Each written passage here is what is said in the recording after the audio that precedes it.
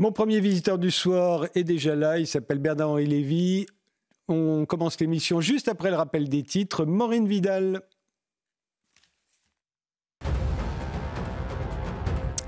Plusieurs civils israéliens ont été blessés dans le nord du pays après un tir de missile depuis le Liban frontalier. L'entreprise Israel Electric Corporation a indiqué qu'un missile avait touché des employés qui réparaient des lignes électriques endommagées.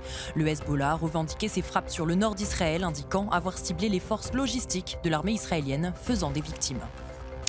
Une frappe israélienne a entièrement détruit un bâtiment de l'hôpital Al-Shifa, le plus grand de Gaza, selon le vice-ministre de la Santé du Hamas. De son côté, l'armée israélienne assure avoir sécurisé des passages pour évacuer les civils. D'après le Bureau des affaires humanitaires de l'ONU, 20 des 36 hôpitaux de la bande de Gaza sont hors service du fait de la guerre. Enfin, le président turc Recep Tayyip Erdogan appelle à faire pression sur les États-Unis pour stopper l'offensive d'Israël à Gaza. Nous devrions discuter avec l'Égypte et les pays du Golfe, a-t-il déclaré. Le chef d'État turc a précisé qu'aucun accord ne pourrait être fait avec Joe Biden tant que Washington ne considère pas Israël comme une terre palestinienne.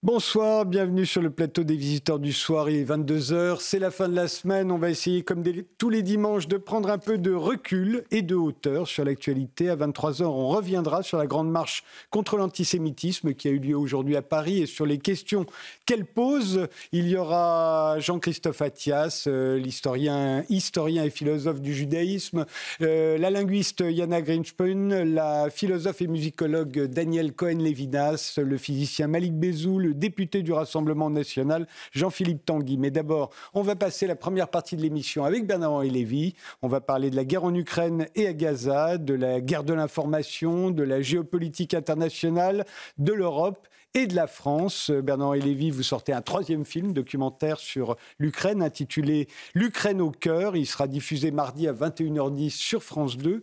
C'est un film à la gloire des Ukrainiens qui se battent depuis bientôt 2 ans contre les envahisseurs russes. C'est un film de propagande, je le dis sans mépris. Il y en a de très beaux, des films de propagande, y compris des films documentaires. Je pense à Espoir d'André Malraux, à Why We Fight de Frank Capra, c'était pendant la Seconde Guerre mondiale, à Loin du Vietnam de Godard, Chris Marker, Agnès Varda, Alain Resnais. Est-ce que c'est comme ça que vous l'avez réalisé ? Oui, mais ce n'est pas un film de propagande, c'est un film engagé, c'est un film qui prend parti, ça c'est vrai.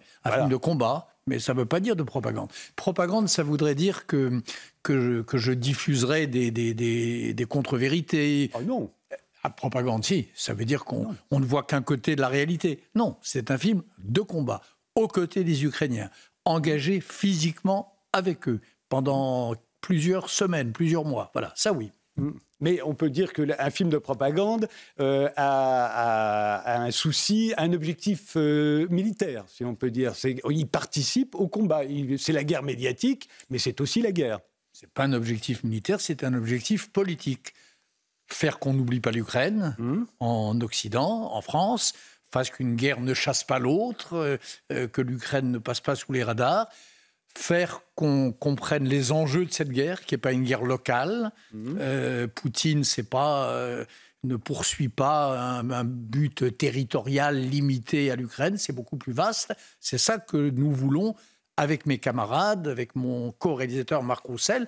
C'est ça qu'on veut faire. On veut montrer les enjeux de cette guerre. On va en parler. Vous-même, dans ce film, vous parlez de Munich rampant.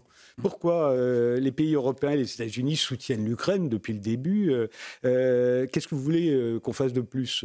Qu'on aille là-bas se battre dans le Donbass? Non, mais je voudrais qu'on les aide davantage et pas à contre-temps. J'ai fait 3 films sur l'Ukraine. Depuis le début de la guerre, en effet, j'ai passé beaucoup de temps sur le terrain à tourner ces films. Et j'ai observé une chose très simple, c'est qu'on les aide, mais toujours un temps trop tard. Voilà. Et j'aimerais qu'on les aide à temps. Voilà. Aujourd'hui, par exemple, on devrait déjà avoir livré les F-16 que les Ukrainiens attendent, que les Américains leur ont promis et qui n'arriveront qu'en 2024. C'est-à-dire c'est-à-dire dans un autre temps. Mais vous pensez que c'est de la mauvaise volonté ou c'est simplement qu'on ne forme pas des pilotes de F-16 comme ça? C'est le fait que l'Occident et l'Europe et les États-Unis ont plutôt tendance à ne pas intervenir, en général. L'Occident n'est pas intervenu en Espagne, l'Occident n'est pas intervenu pour stopper le génocide arménien en 1916-1917. L'Occident n'a pas bougé quand des pays entiers d'Europe, en 1956, se faisaient écraser sous la botte stalinienne, et ainsi de suite. L'Occident a mis des années à intervenir en Bosnie. Donc, il y a une tendance naturelle, contrairement à ce que croient les anti-impérialistes de pacotille, il y a une tendance naturelle en Occident à ne pas intervenir. Ça fait partie d'ailleurs de la grandeur de l'Occident, de redouter la guerre, de ne pas... Voilà. Mais voilà, donc l'Occident intervient toujours en traînant les pieds. Les États-Unis, il y a un mot tellement juste d'André Malraux qui dit « oui, c'est un empire, mais c'est un empire récalcitrant. C'est un empire malgré lui. » Voilà. Donc, il y a ça dans cette affaire d'Ukraine. Au fond, d'ailleurs, si vous regardez bien la manière dont les choses se sont déroulées au début de la guerre d'Ukraine, le premier réflexe de l'Amérique, c'était de dire on ne bouge pas.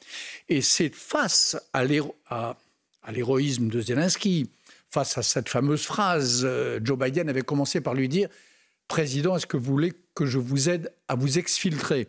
Et Zelensky lui a répondu cette phrase magnifique, digne des grands hommes de plus tard, qui lui a dit « Je ne vous ai pas demandé un taxi, je vous ai demandé des fusils. » Donc c'est face à ça que les États-Unis et l'Europe se sont décidés à intervenir et à secourir les Ukrainiens et à admettre que la guerre qu'ils livrent, c'est un peu la nôtre. Mais vous reconnaîtrez que l'épithète munichois est beaucoup utilisé depuis 30 ans. On a commencé à l'utiliser au moment de la guerre du Golfe. Oui. Ceux qui ne voulaient pas intervenir contre l'Irak qui venait d'envahir le Koweït étaient qualifiés de munichois.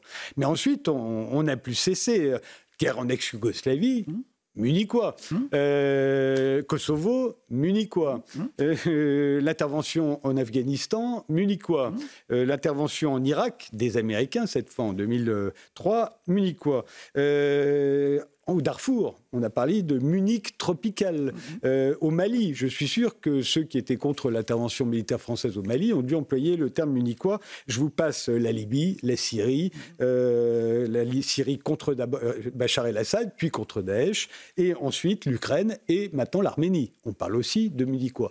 Est-ce qu'à chaque fois, on ne crie pas au loup? Et quand vous dites que l'Occident ne veut pas intervenir, si on suivait les anti-munichois, que certains appellent les va-t-en-guerre d'ailleurs, on n'aurait pas cessé d'intervenir. Non. Si vraiment on était anti-munichois, je pense qu'on éviterait les guerres. La meilleure manière d'éviter les guerres, c'est de dissuader. Vous savez, si Barack Obama avait été crédible lorsqu'il avait menacé Bachar el-Assad d'une intervention au cas où il franchirait la ligne rouge de l'usage des gaz chimiques, Bachar ne l'aurait pas fait. Vous voyez, on aurait éviter une escalade dans la guerre et on aurait épargné des vies civiles. C'est parce que Bachar el-Assad et ses parrains, iraniens et russes, savaient pour des raisons XY que l'Amérique était à ce moment-là faible, qu'elle était dans un moment isolationniste de son histoire, qu'ils ont avancé. Donc, en gros, l'esprit de Munich, c'est ce qui fait que les dictateurs avancent. Voilà. Et le réflexe anti-munichois, c'est ce qui fait que les dictateurs hésitent, se retiennent, et parfois recule, souvent. Mais le but de ce film, c'est que les Occidentaux continuent de livrer des armes. Parce qu'il y en a un certain nombre, d'ailleurs, qui veulent l'arrêter. Oui. Cette guerre dure longtemps, elle risque de durer encore très longtemps. Donc il y en a qui veulent arrêter de livrer des armes. J'ai l'impression que le but poursuivi par votre film, c'est de nous convaincre qu'il faut continuer de soutenir l'Ukraine longtemps, si nécessaire. Oui, mais le but de ce film, c'est aussi de montrer que si on la soutient vraiment, ça ne sera pas longtemps. Voilà, moi c'est ma conviction. Je pense que ce que montre ce film, c'est que les Ukrainiens ne sont pas loin de gagner. On a tourné à Bakhmout, on a tourné sur le front sud, on a tourné à Kherson, là où en ce moment les Ukrainiens sont en train d'avancer. Enfin, on ne va pas entrer dans le détail, mais dans tous ces endroits-là, les Ukrainiens ne sont pas loin de faire la différence, de faire la bascule, d'enfoncer en face d'eux une armée démoralisée, etc. Il leur faut des armes. Donc le but, c'est pas de dire qu'on va les aider longtemps, c'est qu'il faut les aider beaucoup et vite, parce qu'il y va de l'Ukraine, mais de l'Europe et de l'Occident. Voilà, c'est ça que je veux montrer dans Vous dites d'ailleurs comment l'Ukraine perdrait-elle face à un adversaire aussi pitoyable? Oui. Est-ce que vous avez raison de penser, de vouloir... Est-ce que vous ne sous-estimez pas l'adversaire, justement, en le qualifiant de pitoyable? C'est un film. Donc je montre ce que j'ai vu. Il se trouve qu'un jour, à Klishivka, qui était un village où se déroulaient des combats particulièrement âpres, j'ai eu la chance de filmer des prisonniers russes. Des prisonniers russes qui venaient d'être capturés et qui ont accepté d'être filmés. On a flouté leur visage, on a fait tout ça dans le respect. Ils ne sont pas floutés, Si, ils sont floutés. La version que vous verrez à France 2... D'accord. La version que j'ai vue, moi, ils n'étaient pas floutés. Parce que vous avez vu une version de travail, vous avez vu ce privilège. Voilà. Oui. Mais ils sont floutés. Eh bien, ces prisonniers-là, l'image qu'ils donnent de l'armée russe, elle est pitoyable. C'est des pauvres gars qui ont été raflés dans des zones reculées de la Fédération de Russie, qu'on a trompés, qui ont été vendus comme des esclaves par des officiers supérieurs de l'armée russe à des sociétés privées, genre Wagner. C'est des gens qui n'ont aucune espèce d'idée de pourquoi ils font cette guerre. Vous citiez tout à l'heure Frank Capra. Pourquoi nous combattons, hein, ce film que vous... de propagande américain, un beau film d'ailleurs. Je peux vous dire que là, ces trois Russes-là, mais je ne les ai pas choisis, hein, c'était les prisonniers du jour. Eux, ils ne savent pas pourquoi ils se battent. Et quand vous ne savez pas pourquoi vous vous battez, c'est quand même un vrai problème. Bernard Lévy, vous savez bien que le droit international interdit normalement de filmer les prisonniers. Vous me rassurez, vous avez dit qu'ils avaient été floutés, parce qu'effectivement, c'est mauvais pour leur famille, et puis pour eux, le jour où ils rentreront dans leur pays, mais aussi parce qu'on ne sait pas, ces séances de confession, toutes les armées du monde les ont pratiquées, les Russes le font avec les Ukrainiens le font avec les Russes, les Vietnamiens, les Nord-Vietnamiens le faisaient avec les Américains. On prend des prisonniers, ils vous disent pique-prendre sur leur chef, sur leur gouvernement, ils vous disent qu'ils ne voulaient pas faire cette guerre, qu'ils sont horribles. Vous savez bien que ça n'a pas de valeur. On ne sait pas pourquoi comment on leur a extorqué quoi que ce soit.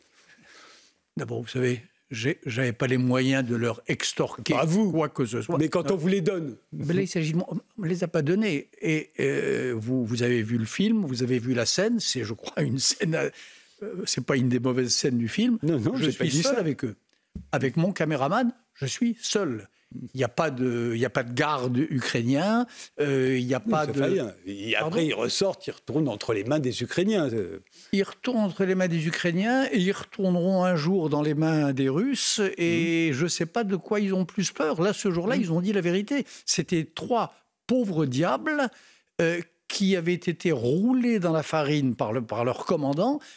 Et qui avait envie de le dire, voilà, et qui avait envie de le dire à un Français qui était là, qui ne leur voulait pas de mal personnellement, et je crois qu'ils m'ont dit la vérité. Et ce témoignage-là, il est en tout cas, je trouve, c'est la première fois qu'on le voit, et je crois qu'il est intéressant, qu'il dit quelque chose, alors peut-être pas la vérité, mais il dit quelque chose de l'état réel de l'armée russe. Sans doute, mais bon, la parole d'un prisonnier de guerre face à une caméra, si la Convention de Genève... Non, la Convention de Genève, écoutez, je l'ai étudiée de près. Je peux vous dire que les services juridiques de France Télévisions, votre ancienne chaîne, se sont penchés sur la question. Ah oui, s'ils sont floutés, il y a pas de problème. Question aussi, ils sont floutés. Les conditions de l'interview étaient absolument conformes aux réquisites de la Convention de Genève. Je vous fais confiance, je dis juste que est-ce qu'on peut croire ce qu'ils disent, c'est un autre problème. C'est un témoignage, c'est une des scènes du film. Les spectateurs jugeront eux-mêmes. On va d'ailleurs regarder tout de suite un extrait de votre film, Bernard-Henri Lévy. Je laisse aux téléspectateurs la découvrir plus exactement. Et il faut encore 10 minutes pour rejoindre l'aire de tir. Под деревья, все под деревья разойти. На разные места.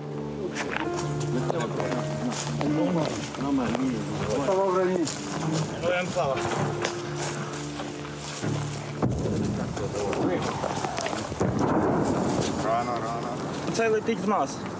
Ну таке, ми стоїмо тут. Ні, то туди, так.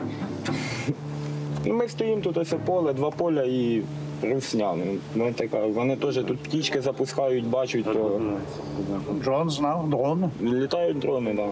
Коли літають їхні дрони, то б'ють дуже прицільно. Ну, ви самі можете наблюдати, як вони ложать. І це з града, це не ствольна артилерія. When was the last shot on you? Yeah. Виход. Тихо, тихо, тихо.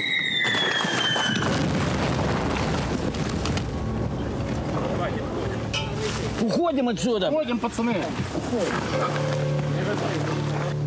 Eh oui, colonel Voloshin, on se casse. Mais les tirs continuent de plus belle.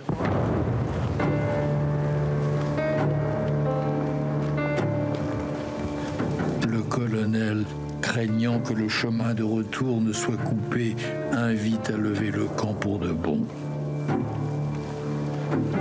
Et il nous laisse, au bout de notre marche-retour, à l'amertume que j'ai si souvent ressentie dans mes reportages face à cette injustice. Eux restent, tandis que je m'en vais.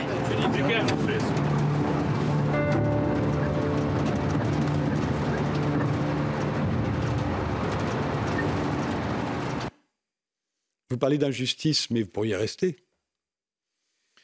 Oui, mais c'est pas mon rôle, c'est pas mon métier. Moi, mon rôle et mon métier là, c'est de rapporter ces images, c'est de prendre ces images, de les rapporter, d'en faire un film et de les commenter avec vous. Voilà, c'est comme ça.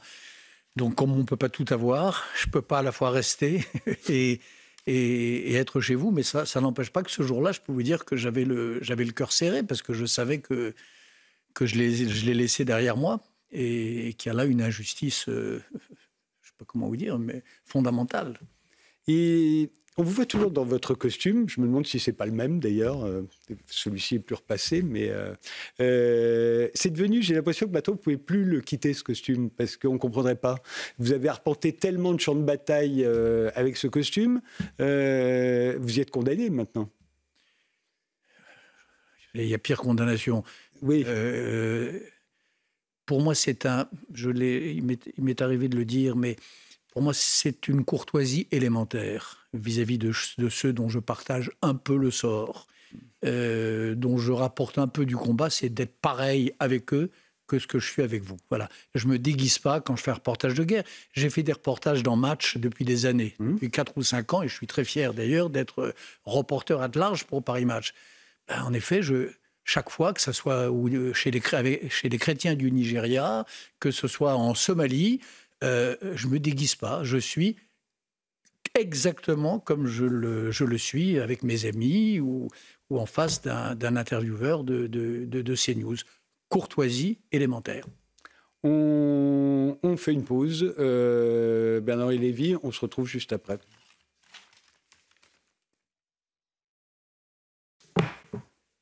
À 23h, on reviendra sur la grande marche contre l'antisémitisme qui a eu lieu aujourd'hui à Paris avec Jean-Christophe Attias, avec si mon prompteur pouvait un tout petit peu bouger, ça m'aiderait. Sinon, bon, t'as fait rien. Voilà. Avec Yana Greenspoon, avec la philosophe et musicologue Daniel Cohen-Lévinas, le physicien Malik Bezou, le député du Rassemblement national Jean-Philippe Tanguy. Mais jusque-là, on est avec Bernard-Henri Lévy, dont le nouveau film L'Ukraine au cœur sera diffusé mardi soir sur France 2. Bernard-Henri Lévy, dans ce film, d'ailleurs, vous dites que les Russes n'enterrent pas leurs morts. Qu'est-ce que vous voulez dire par là ? Qu'ils les laissent derrière eux. Et là encore, c'est ce que j'ai vu, c'est ce que j'ai filmé. Ils n'honorent pas. Oui, comme les Français n'enterraient pas leurs morts dans les tranchées en 14, vous voulez dire ? Là, on a l'impression que vous voulez les déshumaniser, vous voyez ? Parce que c'est vrai que c'est un principe humain, c'est d'enterrer ses morts. Oui. Je crois qu'en effet, enterrer est un acte de respect, une sorte d'ultime humanité. L'armée russe ne respecte pas ce principe, à l'opposé des Ukrainiens. Moi, j'ai vu des Ukrainiens prendre soin de leurs morts, à l'israélienne, si j'ose dire, en prenant des risques pour les ramener. pas les Russes. Les Russes laissent derrière eux. C'est dans le film. Il y a pas. Oui, je sais que c'est dans le film. C'est pas 14 ou pas 14. Dans le film, vous avez une scène où on voit cela très, très vite.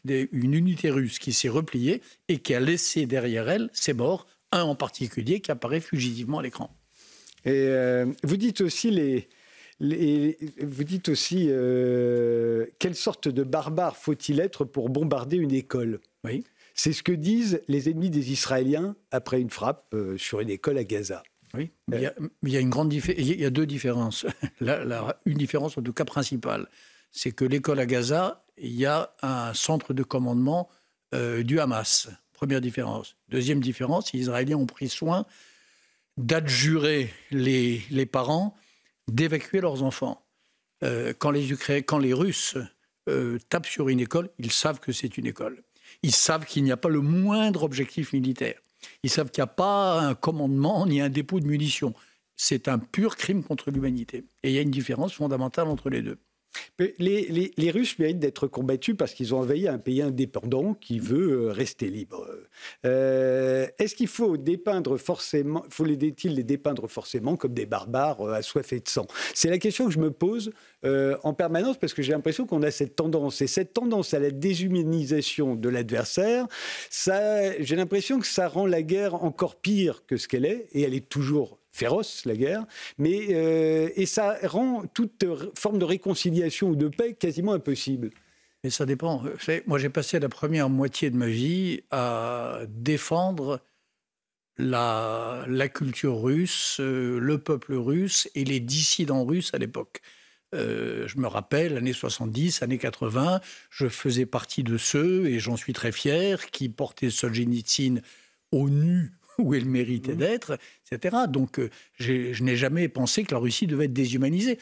L'armée russe, aujourd'hui, et ceux qui la soutiennent, se conduisent comme des barbares. Qu'est-ce que vous voulez que je vous dise? Ceux qu'ils ont fait à Marioupol, ceux qu'ils ont fait à Bakhmout, et ceux qu'ils font en ciblant les enfants ou en les déportant, en les déportant, en les enlevant.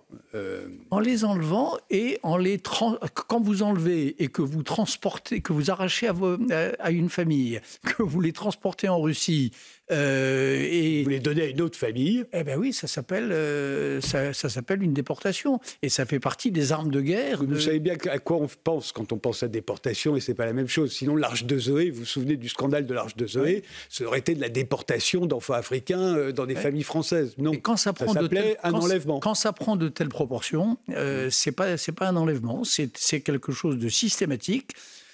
C'est documenté d'ailleurs par il y a une plainte par vos confrères, il y a des plaintes à la Cour pénale internationale, et j'ai documenté ça moi dans ce film et dans le film précédent qui a été diffusé sur Canal+, sur une chaîne voisine de celle-ci.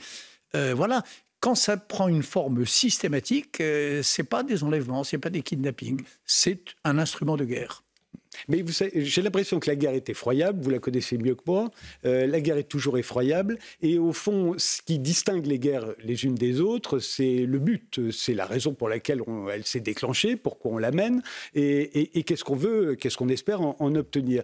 Mais si on commence à regarder sur la manière dont les gens la font, est-ce qu'on ne va pas de toute façon trouver les mêmes crimes, entre guillemets, de tous les côtés? Vous savez bien que tout ce que vous dites sur l'Ukraine, sur la manière dont les Russes se conduisent en Ukraine, c'est ce que d'autres disent sur la façon dont les Israéliens se conduisent à Gaza. Est-ce que ça suffit à en faire... Eh bien, je trouve ce parallèle faux. Sans doute. Et dégueulasse. Bah oui. Mais parce que la différence est nette. Non, parce que parce que Tsahal ne cible pas les civils et parce que Tsahal ouvre tous les jours, Frédéric Tadei, des corridors humanitaires permettant aux civils de la zone qui va être bombardée d'être évacués. C'est la grande différence. La Russie ne fait pas ça. La Russie... Vous avez une scène dans le film, la pizzeria de Kramatorsk, où se réunissaient ou dînaient tous les soirs, y compris votre serviteur, les journalistes, les humanitaires, etc. Elle est ciblée comme telle. Et croyez-moi, il n'y a pas eu de tract ou d'appel annonçant que la pizzeria allait être bombardée. Elle l'a été. Il y a une écrivaine ukrainienne, Victoria Amelina, qui est morte là, qui a été ciblée. Qu'est-ce que vous voulez que je vous dise? Donc c'est une différence majeure, ça, tout de même. Et puis j'ajoute une chose, c'est que, en effet, Les guerres, elles se distinguent par leur intention. Quel est le but de guerre? Quel fut le but de guerre des Russes quand ils ont lancé cette guerre abominable, le 24 février 2022? Mettre fin à l'indépendance d'un pays et... Voilà, bouleverser l'ordre international, détruire un État, nier l'identité nationale du peuple ukrainien, et ainsi de suite. Que je sache, c'est pas ça qui s'est produit à Gaza. Israël mène une guerre en réponse à une attaque du Hamas. C'est bien là où je vous dis qu'il faut distinguer les guerres en fonction de l'intention et de ce qui les déclenche. C'est la théorie. Et pas essayer de croire que les uns se comportent de façon irréprochable et les autres sont des animaux. C'est là, attendez. Là, il y a une théorie dans l'histoire de la philosophie qui est la théorie de la guerre juste, qui commence avec Saint-Augustin, qui finit avec Martin Walser, philosophe américain contemporain, etc. Elle dit les deux. Elle dit une guerre est juste, en effet, au début, ab initio, et puis sa justesse se mesure aussi à la manière dont elle l'amène. Il y a les deux, bien sûr. En l'occurrence, cette guerre d'Ukraine, elle est injuste par les deux côtés. Elle est injuste parce qu'elle n'avait pas d'autre motif que la destruction de l'Ukraine, et elle est injuste parce que l'armée russe procède à des crimes de guerre à répétition, caractérisés et intentionnels. On y revient juste après le rappel des titres. Maureen Vidal. Le chancelier allemand Olaf Scholz se dit opposé à un cessez-le-feu immédiat à Gaza. Cela signifierait qu'Israël laisse au Hamas la possibilité de récupérer et de se procurer de nouveaux missiles, selon ses mots. Il plaide pour des pauses humanitaires. Les appels à un cessez-le-feu sont de plus en plus nombreux en Europe et dans les pays arabes. Médecins sans frontières redoutent que les hôpitaux de Gaza ne se transforment en morgue en l'absence d'un cessez-le-feu. Plusieurs établissements hospitaliers sont soumis à des pénuries et coupures d'électricité alors que de nombreux civils y sont réfugiés. Des soldats israéliens ont ouvert et sécurisé un passage pour permettre à la population civile d'évacuer à pied ou en ambulance. Les hôpitaux Al-Shifa, Al-Rantissi et Al-Nasser sont concernés. Quelques 500 étrangers et binationaux, dont 7 blessés palestiniens, ont été évacués de la bande de Gaza vers l'Égypte. Après sa fermeture hier et vendredi, le passage de Rafah a rouvert ses portes. Parmi les évacués figurent des Polonais, 101 Roumains et 60 Russes ont annoncé leurs pays respectifs.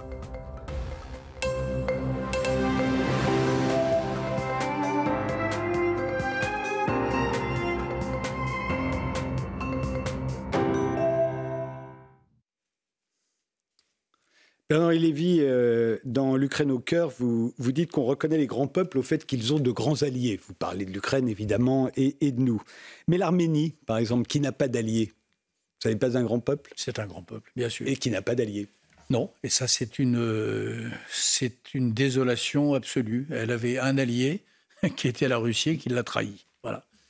Et bien sûr que c'est un grand peuple. C'est un peuple martyr, c'est un peuple qui a le sens de sa propre mémoire. En voilà un peuple qui honore ses morts et qui les honore de génération en génération. Les Russes aussi honorent leurs morts, peut-être pas sur le champ de bataille, mais l'Arménie n'a pas les alliés qu'elle mérite. Ça, je suis absolument de votre avis. Mais en même temps, le Haut-Karabakh, du point de vue du droit international, il appartient à l'Azerbaïdjan, comme la Crimée appartient à l'Ukraine. Le Haut-Karabakh a été donné à l'Azerbaïdjan par Staline dans les années 20. L'Ukraine a été donnée plutôt la Crimée a été donnée à l'Ukraine par Khrouchtchev dans les années 50. L'Ukraine n'a jamais été donnée, oui. Oui, ouais. Non, je me suis repris. Le problème, c'est que le Haut-Karabakh est peuplé d'Arméniens, comme la Crimée était peuplée de Russes, et que le Haut-Karabakh a été récupéré par la force par l'Arménie en 1991. Et maintenant, c'est l'Azerbaïdjan qui vient de récupérer le Haut-Karabakh par la force. Là, vous allez... Non, ce que je veux dire, c'est que les Ukrainiens, les journaux ukrainiens, ils soutiennent l'Azerbaïdjan dans cette histoire. Ils estiment que le Haut-Karabakh est à l'Azerbaïdjan comme la Crimée est à l'Ukraine. Comment on fait ? Vous allez embrouiller vos téléspectateurs. Il y a une grande différence. Si, ouais. Le Haut-Karabakh est arménien, culturellement, mémoriellement, démographiquement. La Crimée... Non, elle n'était pas russe. La Crimée, elle était russe, elle était ukrainienne, elle était tatare, Au moment de l'indépendance de l'Ukraine, elle a massivement voté pour approuvé cette indépendance. Donc il y a une différence. Mais vous ne trouvez pas que c'est le droit international qui prime, qui est important dans l'histoire? On doit faire respecter le droit international, parce que sinon, on n'en finira jamais. Au moment de l'ex-Yougoslavie, il y avait des tas de gens la guerre en ex-Yougoslavie, ah oui, mais ça, c'était ça, c'était ça, c'était ça. Il faut être capable de compter jusqu'à 2 et de combiner les critères. Bien sûr que le droit international est prioritaire, mais quand vous avez en face de vous un État assassin, un dictateur sans scrupules, ce qui est le cas du dictateur d'Azerbaïdjan, Aliyev, ce qui est le cas de Poutine, ce qui est le cas d'Erdogan, en effet, c'est un autre paramètre. Et quand on est dans la situation où est le monde aujourd'hui, où les démocraties, en gros, s'affrontent à cette bande-là, ces dictateurs-là, c'est une bataille un peu plus compliquée, en effet, que simplement la bataille du droit international contre de l'ONU, contre ceux qui viendraient contrarier ces décisions. Voilà. Aliyev, c'est pas n'importe quel chef d'État. La façon dont il s'est... il y a un an ou deux, une exposition qui est à Bakou, exposant et se félicitant des pires crimes commis par l'armée azérie.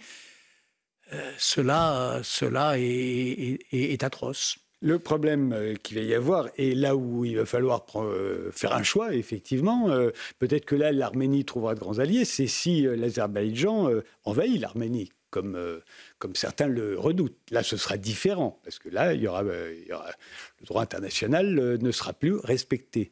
Mais les Arméniens le redoutent, et la propagande les plus zélés et les plus fanatiques des propagandistes azéris et des propagandistes turcs l'annoncent et le souhaitent. Vous avez aujourd'hui, il y a le droit international qui est capital, mais il y a autre chose qui est très importante.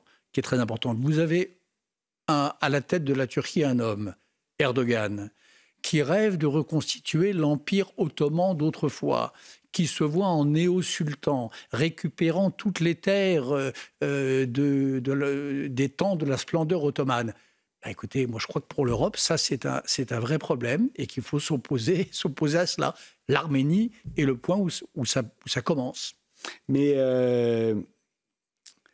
quand l'Arménie a récupéré le Haut-Karabakh en 91, et pas seulement le Haut-Karabakh d'ailleurs, trois régions d'Azerbaïdjan, elle voulait elle aussi reconstituer la Grande Arménie à ce moment-là. La Grande Arménie, vous plaisantez? La Grande Arménie. Oui, enfin la petite Arménie qui, dans ses souvenirs, était plus grande.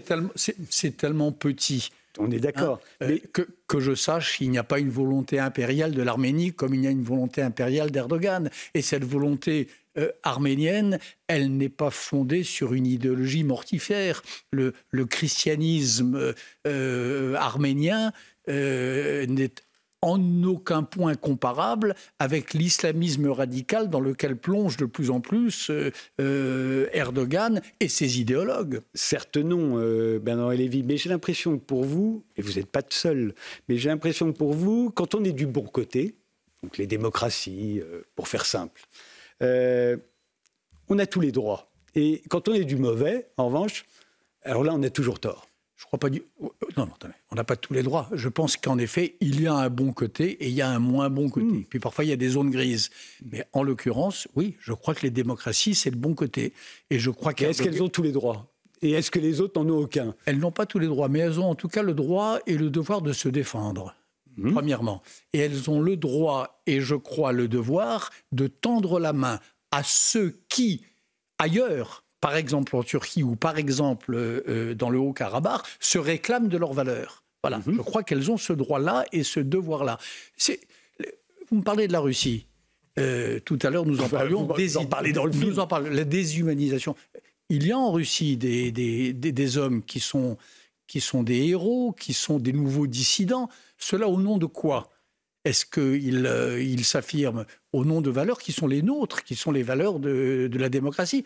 Est-ce qu'on leur doit assistance ou pas? Est-ce qu'on doit prendre la main qu'ils nous tendent ou non? Est-ce qu'on doit se laver les mains de leur sort ou est-ce qu'on doit au contraire s'en soucier?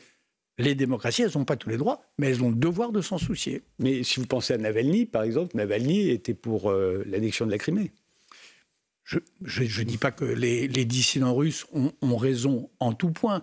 Je pense que Navalny et d'autres, aujourd'hui, rêvent d'une Russie qui se rapprocherait du régime démocratique et libéral qui est en vigueur dans nos sociétés. Eh bien, à cela, nous leur devons assistance. J'ai toujours dit ça.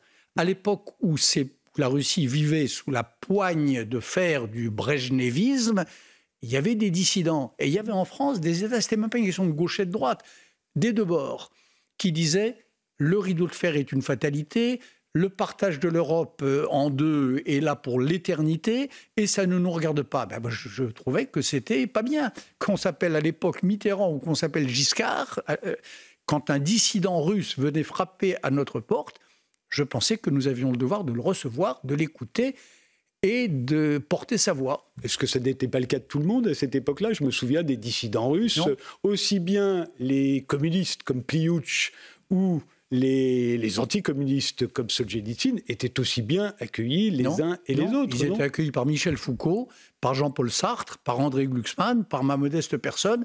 Ils n'étaient pas accueillis par Giscard d'Estaing ou par François Mitterrand. Non. Je pense que Jean d'Ormesson, par exemple, est plutôt bien accueilli. Jean d'Ormesson, Jean-François Degnaud, oui, mais c'est pas... Ils dirigeaient pas la France, c'était des consciences, oui, bien sûr. Oui, et ils avaient raison. Même si ça faisait grincer et grogner du côté du Quai d'Orsay, c'est Jean d'Ormesson ou Michel Foucault qui avaient raison. Oui, comme quand Daniel Mitterrand recevait le Dalai Lama que François Mitterrand, président de la République, ne voulait pas recevoir. Ce que vous êtes en train de me dire, c'est qu'au fond, les gouvernements, et c'est d'ailleurs ce que dit aussi votre film, d'une certaine manière, c'est que vous reprochez au gouvernement européen, en l'occurrence, de ne pas en faire assez. Mais on se demande jusqu'où vous voulez qu'il aille. Vous me l'avez dit, c'est pas d'envoyer des troupes. Mais par moment, on pourrait se le demander. Aujourd'hui, au Moyen-Orient, il y a des risques d'escalade. Est-ce que les risques d'escalade au Moyen-Orient vous inquiètent? Ou est-ce que pour vous, parce que j'ai l'impression que Gaza et l'Ukraine, c'est la même guerre pour vous, est-ce que vous pensez que ça vaut le coup qu'il y ait une escalade? Je crois que l'escalade a été pour le moment évitée, là, au Proche-Orient, parce que les Américains ont envoyé 2 porte-avions. C'est aussi simple que ça. Les Américains ont donné des signes tangibles du fait qu'ils ne laisseraient pas l'Iran, parce que c'est ça, le Hamas. Le Hamas, c'est rien sans l'Iran. Et l'Iran n'est pas grand-chose sans, militairement, j'entends, la civilisation, c'est autre chose, sans la Russie. L'Amérique, cette fois-ci, cet empire récalcitrant, cet empire malgré lui, dont je vous parlais tout à l'heure, a dit stop. L'Iran patouche à Israël. Mais on dit aussi, il allez savoir, que l'Amérique a dit aussi à Israël, attention, patouche à l'Iran. Pas d'escalade d'aucun côté. C'est possible. Dans ce cas, l'Amérique est sage, mais je ne suis pas sûr qu'Israël ait eu besoin de se l'entendre dire. Israël mesure, comme toute grande nation démocratique, les risques qu'il y a à une escalade régionale. En tout cas, ce que je veux dire, c'est que, ici ou ailleurs, moi, ce qui me navre, c'est quand je vois les grandes nations occidentales qui baissent pavillon, qui sont honteuses de leurs valeurs. Et moi, ce que je fais dans une aventure comme celle-là, comme ce film-là que je viens de tourner, j'essaye, à ma modeste façon, d'écrivain français, d'apporter un petit bout de cette parole française dans ces tranchées de Bakhmout ou d'ailleurs. Je crois que c'est très important. Moi, j'aime la France, mais j'aime la France aussi, encore plus d'ailleurs, quand elle est grande. C'est ce fameux mot, encore une fois d'ailleurs, du même André Malraux, qui disait que la France n'est jamais aussi grande que lorsqu'elle l'est pour tous les hommes. Voilà. Ça, c'est la France telle que je la vis depuis ma jeunesse. Pour vous, la Troisième Guerre mondiale a commencé ? La Troisième Guerre mondiale a été déclarée, oui, il y a 4 ans ou 5 ans, au club de Valdaï, ou 6 ans peut-être, par Vladimir Poutine. Il a déclaré son intention de remodeler l'ordre du monde à sa façon, en attaquant, en déstabilisant ou en semant le chaos dans les démocraties. Oui, naturellement. Mais quand Vladimir Poutine envahit l'Ukraine, il envahit l'Ukraine. Il veut mettre fin à l'indépendance d'un pays reconnu par le droit international. Vous dites dans votre film, vous n'êtes pas le seul là non plus, que ces Ukrainiens qui combattent depuis presque 2 ans, combattent pour nous, combattent pour l'Europe. Vous pensez vraiment que Vladimir Poutine, après l'Ukraine, veut envahir l'Europe ? J'écoute ce que disent les gens. J'écoute ce que dit Poutine. Poutine dit, en effet, que l'Europe est son ennemi. Il dit que tout. Ça ne veut pas dire qu'il veut l'envahir pour autant. Je ne dis pas qu'il veut l'envahir. Je dis qu'il y a diverses manières de vouloir affaiblir un adversaire. On peut l'envahir, ça c'est la manière la plus rustique, c'est ce qu'il fait en Ukraine. On peut la déstabiliser, on peut semer le chaos, on peut intervenir dans ses élections. C'est ce qu'il a fait probablement aux États-Unis avec l'élection de Donald Trump. Il y a 1000 manières. Poutine a décidé, pour des raisons diverses et variées, mais moi dont je crois qu'elles ne sont pas personnelles, qu'elles sont idéologiques. Il a un vrai programme idéologique et culturel. Il a décidé d'affaiblir les démocraties. Il a décidé de faire alliance, par exemple, avec l'islamisme radical, au détriment des nations judéo-chrétiennes ou judéo-catholiques de l'Europe occidentale. C'est dit en propres termes. Lisez. C'est un choc des civilisations que vous voyez là ? Ce n'est pas un choc des civilisations, c'est en effet une déclaration de guerre. Moi, j'ai lu les idéologues de Poutine et j'ai même discuté avec l'un d'entre eux qui s'appelle Alexandre Douguine. Vous avez fait un débat avec lui. J'ai fait un débat public avec lui. Il est antisémite. Il pense que l'Europe est une sorte que les nations européennes sont des artefacts qui n'ont pas vraiment le droit de perdurer dans leur être. Il hait ce qu'il appelle les thalassocraties, c'est-à-dire les autorités basées sur une puissance maritime qui pour lui sont des identités évanescentes. Et il prêche l'alliance avec l'islamisme, avec l'islam radical, avec l'islamisme, voilà. Est-ce qu'on veut ça ou est-ce qu'on veut pas ça ? Est-ce qu'on veut plier le genou devant cette alliance entre la culture grand russe et l'islamisme radical, ou est-ce qu'on veut s'y opposer ? Moi, je suis de ceux qui, pour moi, pour mes enfants, pour mes petits-enfants, qui pensent qu'il faut contrecarrer ce plan poutinien d'aujourd'hui. Mais où est-ce que Vladimir Poutine a fait alliance avec l'islamisme radical ? Si je me souviens bien, il était contre Daesh au même titre que nous. Alors lui, il défendait Bachar el-Assad, ce qui n'était pas forcément notre cas. Mais vous regardez mes films et vous verrez je les ai vus. Voilà, mais vous avez des commandants tchétchènes liés à Kadyrov qui crient Allahu Akbar sur les villes qu'ils ont dévastées. Vous avez le fait que Mais je me souviens bien, Bernard Lévy, vous citez assez souvent la phrase de Poutine parlant des Tchétchènes, oubliant qu'il parlait des terroristes, mais comme quoi il fallait les buter jusque dans les chiottes. Mais ça, c'était les Tchétchènes modérés qu'il a éliminés à l'époque lors des 2 guerres de Tchétchénie. Et sans remonter à tout ça, récemment, quel est le pays qui, depuis le 7 octobre, qui après le 7 octobre, après le pogrom du 7 octobre, qui a reçu en grande pompe les chefs du Hamas ? Oui, mais... c'est la Russie. Oui, absolument, oui. Mais avec le ministre des Affaires étrangères iranien. Alors qu'est-ce que ça veut dire sinon un encouragement à l'islamisme radical ? Aujourd'hui, la pointe avancée de l'islamisme radical, c'est le Hamas, on est bien d'accord ? Oui. C'est ceux qui sont à l'offensive. Où est-ce qu'ils sont reçus ? À Moscou. Qu'est-ce qu'on leur dit à Moscou ? On les encourage, on leur dit bravo les gars, continuez, vous avez notre soutien. Si vous n'appelez pas ça une alliance entre le projet eurasiatique et le projet islamiste, alors on ne parle plus la même langue. Donc vous pensez, et ce que vous reprochez quand vous parlez de l'attentisme des pays européens, au fond vous leur reprochez de faire ce qu'a fait Léon Blum au moment de la guerre d'Espagne, de refuser d'armer l'Espagne républicaine face aux fascistes qui, eux, armaient les franquistes, et face à Staline aussi, qui lui armait les communistes. C'est pas le même fascisme, non, les époques les époques ne se... Donc en fait, c'est pas munichois, c'est blumiste que vous devriez...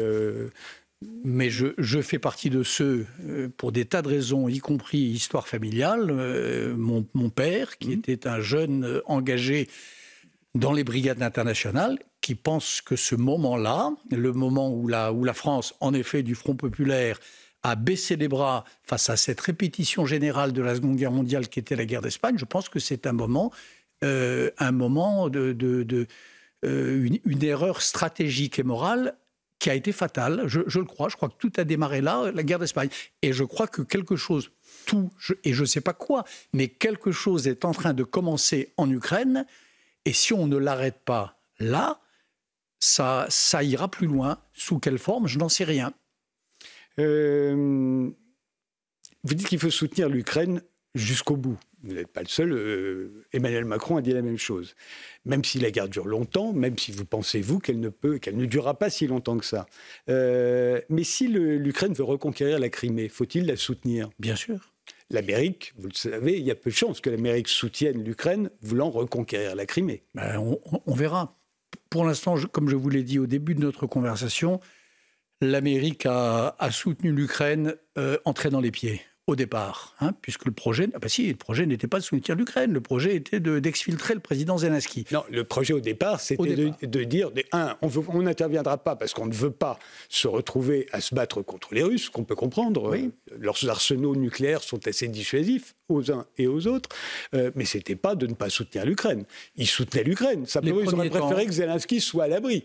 On va pas refaire l'histoire, mais les premiers jours de la guerre et les jours qui l'ont précédée d'ailleurs, les États-Unis avaient envoyé des messages très clairs, à savoir que, comme à l'époque de la guerre froide, ils ne se mêleraient pas de cette affaire. Et je suis persuadé que c'est face à cet événement assez inattendu pour eux, pas pour moi d'ailleurs, qui était la résistance des Ukrainiens, leur courage et leur grandeur, qu'en effet, ils se sont ravisés.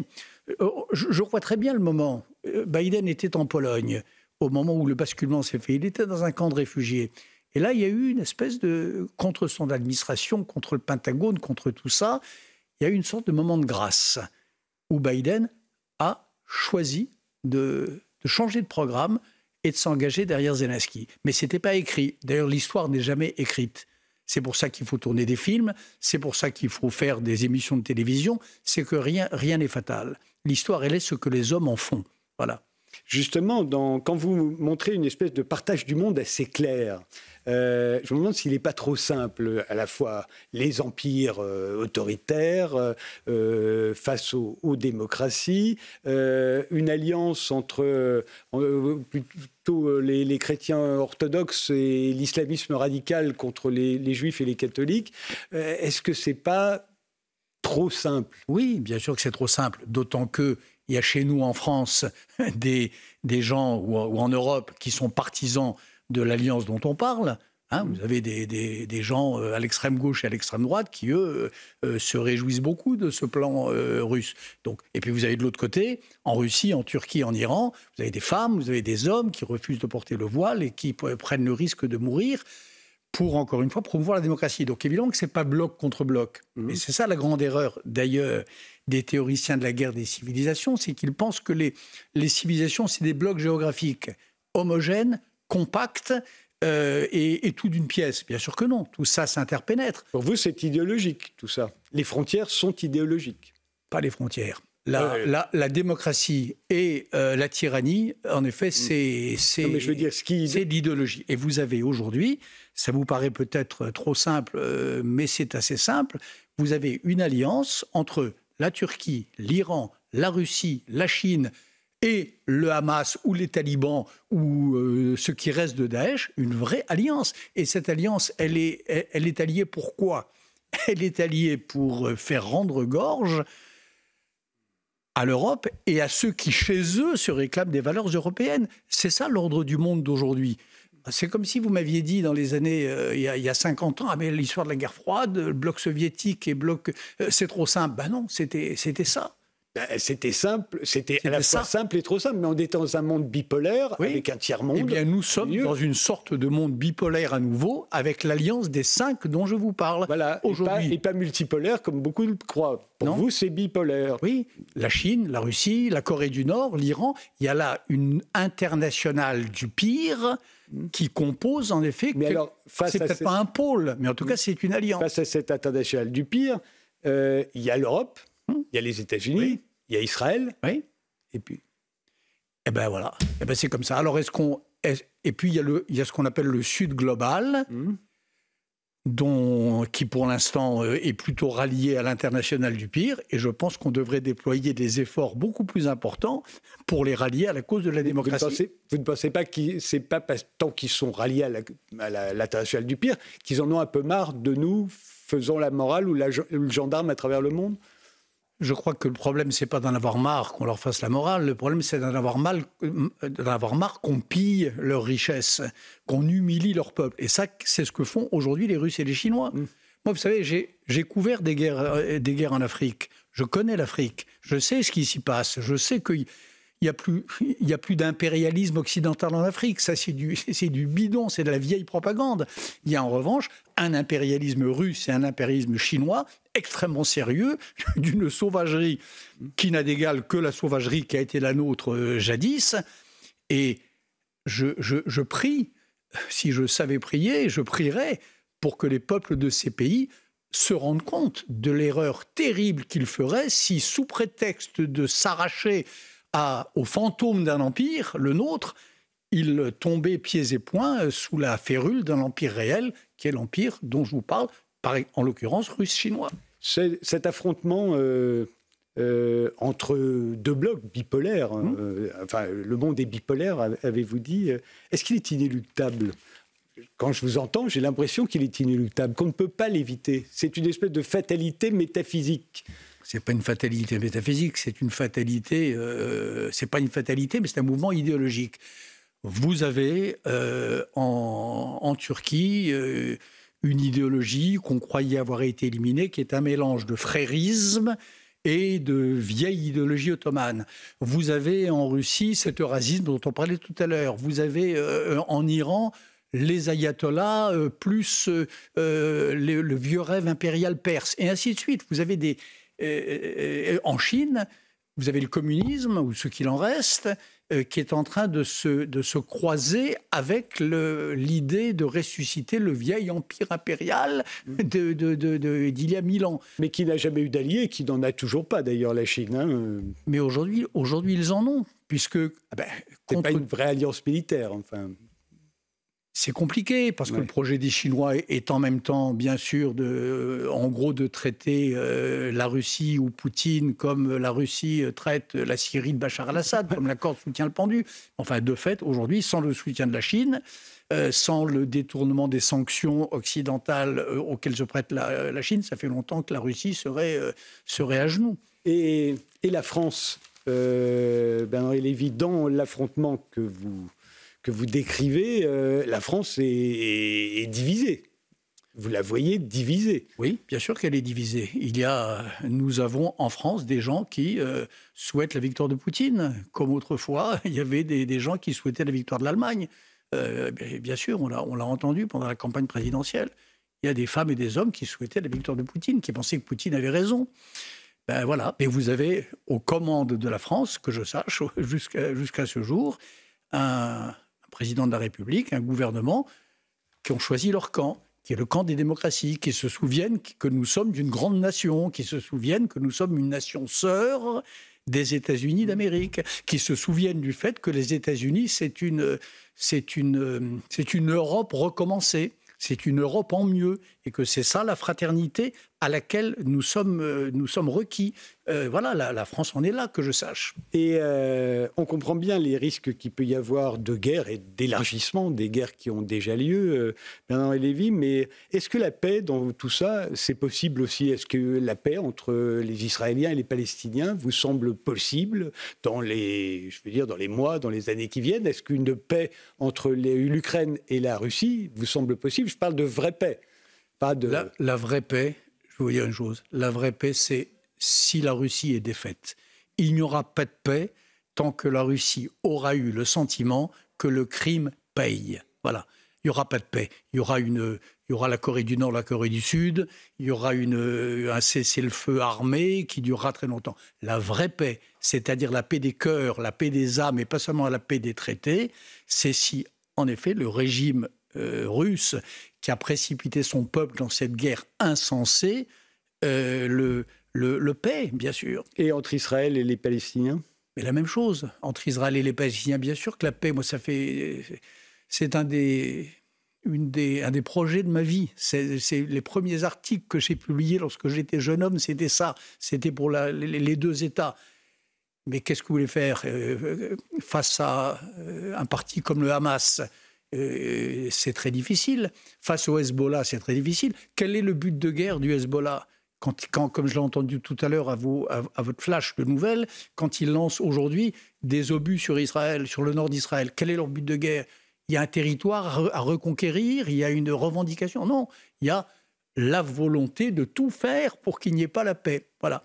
Ben, lorsque le Hezbollah et le Hamas auront été vaincus, mais vaincu, c'est vaincu. C'est pas un compromis, c'est pas un cessez-le-feu, c'est pas un accord.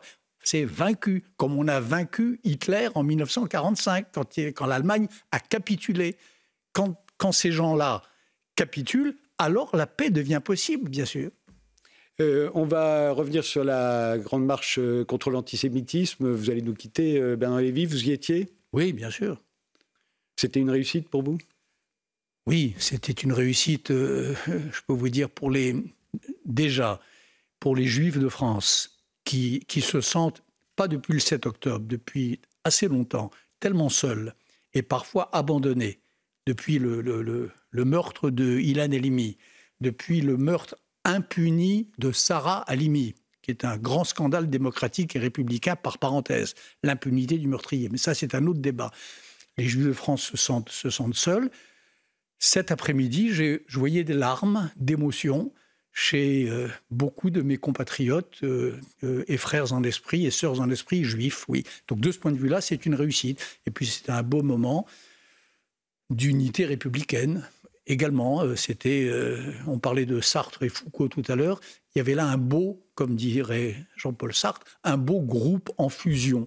C'est ça qui a fait ce trajet parisien, un groupe en fusion. Et c'est un beau moment d'histoire de France. Merci Bernard Lévy. Je rappelle que votre film L'Ukraine au cœur, c'est mardi à 21h10 sur France 2.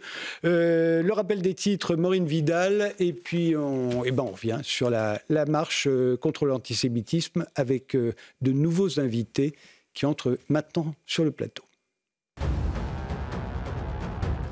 Plusieurs civils israéliens ont été blessés dans le nord du pays après un tir de missile depuis le Liban frontalier. L'entreprise Israel Electric Corporation a indiqué qu'un missile avait touché des employés qui réparaient des lignes électriques endommagées. Le Hezbollah a revendiqué ses frappes sur le nord d'Israël, indiquant avoir ciblé les forces logistiques de l'armée israélienne, faisant des victimes. Médecins sans frontières redoutent que les hôpitaux de Gaza ne se transforment en morgue en l'absence d'un cessez-le-feu. Plusieurs établissements hospitaliers sont soumis à des pénuries et coupures d'électricité alors que de nombreux civils y sont réfugiés. Des soldats israéliens ont ouvert et sécurisé un passage pour permettre à la population civile d'évacuer à pied et en ambulance des hôpitaux d'Al-Shifa, Al-Rantissi et Al-Nasser. Le président turc Recep Tayyip Erdogan appelle à faire pression sur les États-Unis pour stopper l'offensive d'Israël à Gaza.